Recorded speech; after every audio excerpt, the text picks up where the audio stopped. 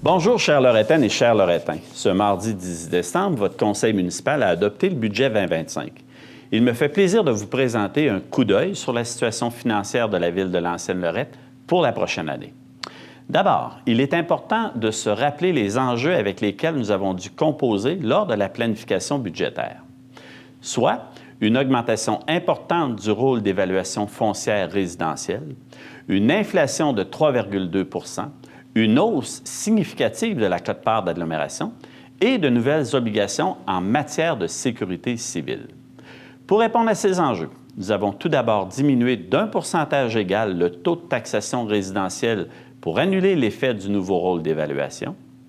Ensuite, grâce à nos stratégies de mise de l'avant depuis 2020, nous avons pu contenir la hausse du compte de taxes résidentielles à 1,7 % en 2025.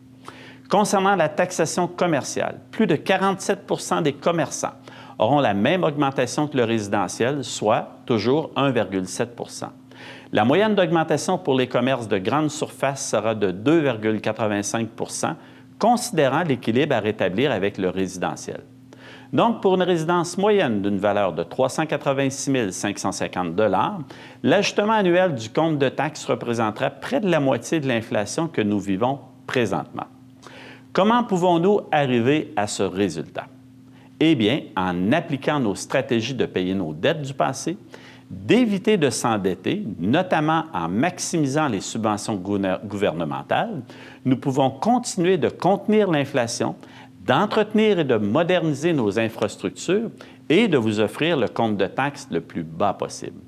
Concernant les investissements 2025 en infrastructures, 50 % seront payés par des programmes de subventions provinciales et fédérales, l'autre 50 % par nos réserves financières. Finalement, grâce au projet de construction immobilier présentement en cours, des revenus substantiels sont à prévoir au cours des prochaines années. Donc, pour l'année à venir, nous avons diminué les montants accordés au paiement comptant des immobilisations, ce que l'on appelle les PCI, et ainsi diminuer la pression causée par les enjeux 2025 sur le budget municipal.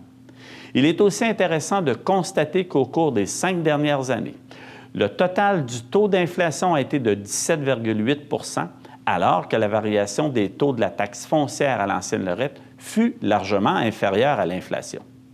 En payant nos dettes du passé, nous avons réalisé des économies d'intérêt et avons investi ces montants dans les budgets d'opération pour contrer l'inflation des dernières années et éviter des hausses de taxes majeures. En résumé, nos stratégies financières nous permettent de contrer l'inflation sans couper les services, tout en améliorant nos infrastructures et en maintenant le compte de taxes le plus bas possible. De plus, la construction de nouveaux projets immobiliers nous permettra de stimuler le développement économique de la ville et d'apporter de nouveaux revenus. Au nom de tous les employés de la ville de L'Ancienne-Lorette et du conseil municipal, je vous souhaite de très joyeuses fêtes à vous et tous vos proches.